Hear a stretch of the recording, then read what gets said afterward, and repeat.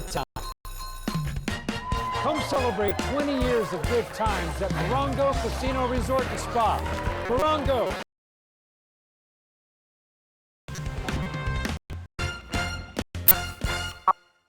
Fargo is your virtual assistant.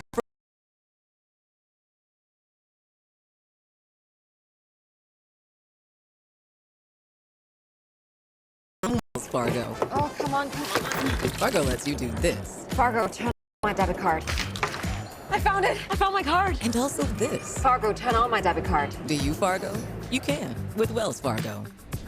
What else can Fargo do? Quickly tell you what you spend on things like food. Fargo, what did I spend on groceries this month? Hey, Dad, can the guy stay for dinner? No. Learn more at wellsfargo.com.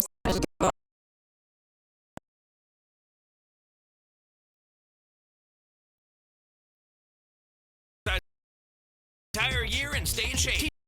Unwind and save thousands. Avoid the expense and maintenance involved with a pool. Swim, exercise, and relax in your new aquatic exercise swim spa. Installation and inventory must be full. Like Pomona. Free admission. Call 883. We will not stand for this type of discrimination and racism. Breaking right now at 3, local leaders are lashing out after the Supreme Court ruling that clears the way for federal agents to carry out sweeping immigration enforcement operations here in Los Angeles. Then killers bust their way into a boutique of star.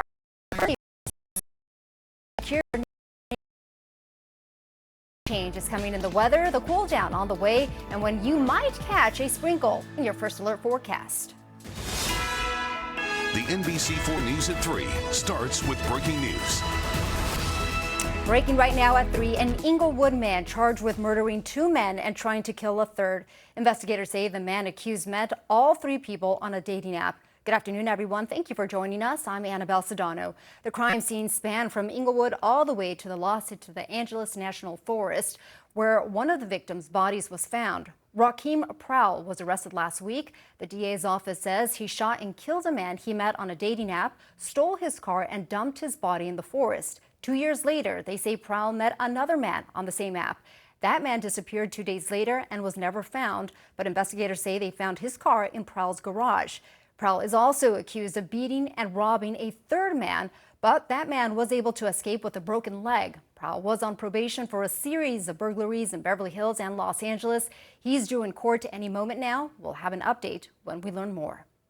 Now to more breaking news, this time in Hollywood. NBC4 Investigates is learning about a gruesome discovery in a tow yard. Gordon Takumatsu is live at the scene with what was found and what investigators are revealing so far. Gordon. Well, Annabelle, the building you see behind me is the headquarters of a company called Hollywood Tow. Take a look. Right up there on the rooftop is where some cars are parked, and that is where the investigation is happening right now. News Chopper 4 over the lot a short time ago to show us what is going on. Clearly visible, a tent where detectives are gathering and cataloging evidence, and close by a gray Tesla with Texas license plates with its front hood open. If you know about Teslas, the hood is the larger storage compartment of the vehicle. A dark-colored bag can be seen inside. We believe this to be the car in question. LAPD homicide detectives telling us the car was impounded from an undisclosed location in Hollywood after someone reported it abandoned. It was towed here to the impound lot where workers noticed a bad odor and called police to investigate. Well, we were notified this morning, and the car's been here for a couple of days. After investigators made entry to the car, they found what appears to be the remains of a human being. At this point, this is officially being called a death investigation, not a homicide, but that could change. Captain Peters there says there are other possible reasons that have to be investigated before it can be determined if the person was actually murdered or not, but he did not elaborate. He also would not release details on the person's identity, including gender or age, or the neighborhood where the car was abandoned. At this point, we are waiting for the coroner's office to send a van here so that crime scene investigators can wrap up their investigation here as well. Reporting live from Hollywood, Gordon Tokumatsu, NBC4 News. All right, Gordon, thank you very much for that update. Also breaking right now at 3, LA's mayor and other officials are responding to the Supreme Court's ruling today on immigration enforcement. Now, today's decision lifts an LA judge's restraining order that barred immigration stops based on race or ethnicity, language, location, or employment. Since June, roving raids have targeted places like car washes, factories, and locations where day laborers gather.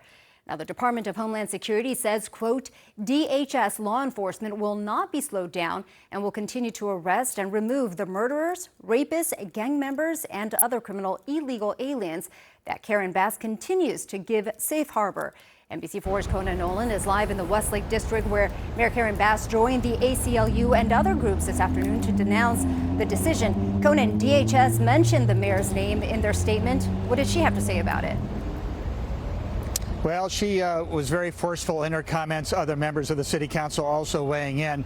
This does not end the issue legally. There is a court challenge that will continue through the system, possibly making its way back up to the U.S. Supreme Court again. This was an emergency appeal by the Trump administration, and for the Department of Homeland Security, it was a big win. The 6-3 vote of the U.S. Supreme Court is a victory for the Trump administration and the Department of Homeland Security. The High Court's conservative majority, at least temporarily, removing restrictions that had been placed on immigration and customs enforcement officers in the 7 counties of Southern California. L.A.-based federal judge Mame Frimpong had kept ICE agents from using factors such as race, language, where they are working, or what they are doing in formulating probable suspicion that someone may be in the country illegally. The judge said such considerations alone or together violated the Constitution's 4th Amendment restriction on unreasonable searches and seizures.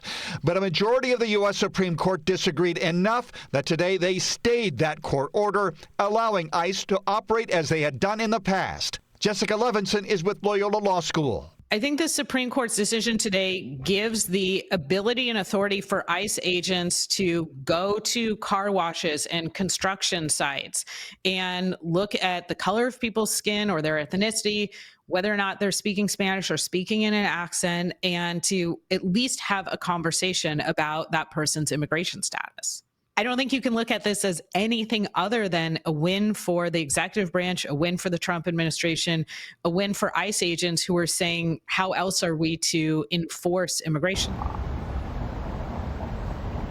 Now, according to the 6 majority conservative members of the court, there's nothing unconstitutional about immigration and customs enforcement using research to determine what areas undocumented immigrants may be congregating, or whether or not they are speaking English or Spanish, to engage in a conversation. Not necessarily a legal action, but the initial steps of an investigation. The mayor of Los Angeles at a rally at Westlake, the Westlake District, just moments ago, she thought differently, quoting one member of the dissent. Justice Sotomayor said it best in her dissent. She wrote, "We should not have to live in a country where the government can seize anyone who looks Latino, speaks Spanish, and appears to work in a low-wage job. Rather than stand idly by while our constitutional freedoms are lost, I dissent." And I agree with her. I dissent. We all dissent. And let me just say, we will bring justice to this issue, to our community. We will not stand for this type of discrimination and racism. And once again, there will be, we believe, another court hearing over the points and authorities, the merits of the court's, the initial court's decision barring the immigration and customs enforcement from the kind of activities that are now back to being legal.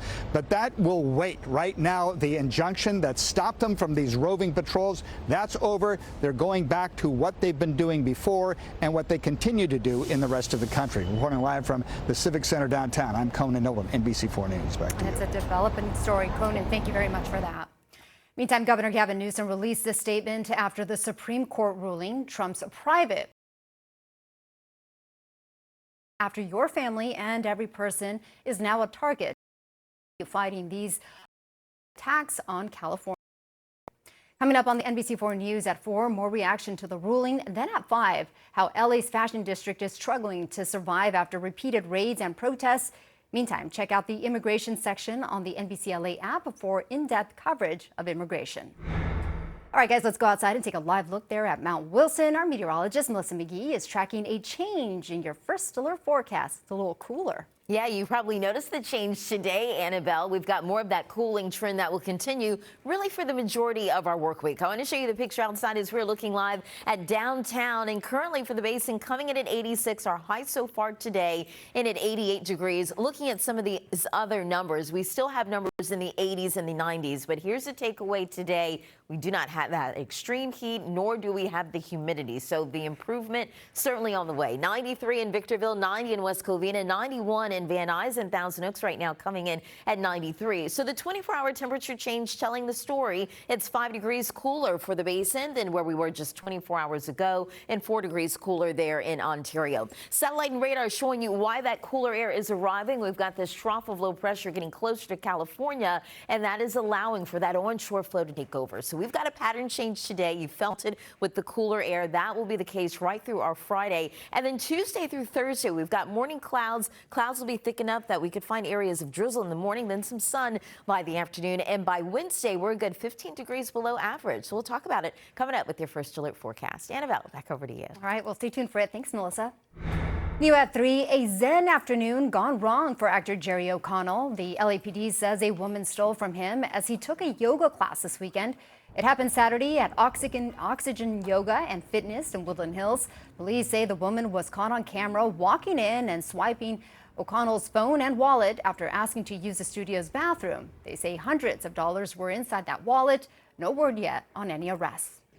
A store owned by Back to the Future actress Claudia Wells turned into a crime scene. Police responded to Armani Wells on Ventura Boulevard in Studio City on Saturday.